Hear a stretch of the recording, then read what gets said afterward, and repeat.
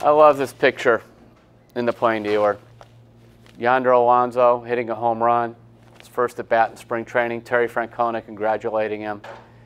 Just because, look, it's spring training baseball. It doesn't mean a whole lot.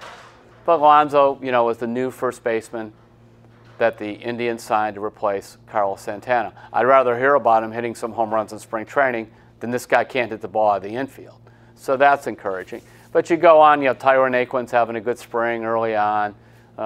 This kind of the news from Goodyear to me always makes me feel good. And I'll tell you what I really love is listening to those spring training games on the radio. Not that I care who wins or loses. I'm sort of keeping track of it. But I love baseball on the radio because you could just kind of have it on the background and do other things. Like I can write to baseball on the radio. I don't write very well to basketball on the radio. I seem to follow it more. I think just because it's slower. And I love this comment Tom Hamilton said the other day.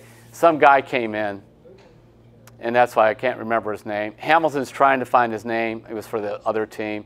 Like checking media guides, press releases, whatever. He goes, I don't know who this guy is. And then he turns around and he says, you know, if you're keeping score at home and you're worried about this guy, you really need another hobby.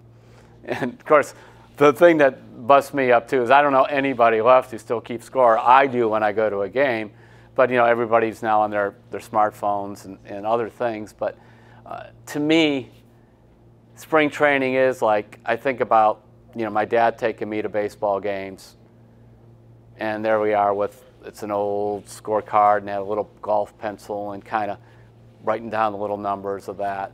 I think about when I was a kid and listening to Herb Score back then talk about the Indians. Or now I'm going, boy, I wonder how, you know, for example, how did Ryan-Merritt pitch? I'm interested in seeing him, you know, make the team, which he probably will, and how is he doing? You know, how are the Indians going to kind of chop up their bullpen now that Brian Shaw's gone? Dan Otero, Zach McAllister, some of these other, Nick Goody, you know, those things. Francisco Lindor showed up with the wild blonde hair. You know, that's an interesting look, I guess. But there, and so Jasen-Kipnes hit a home run the other day. We're worried about him with his, suddenly had a bit of a sore back in spring training. It's not even, you know, very deep into March. And here they are getting news. Most of it is going to mean a heck of a lot.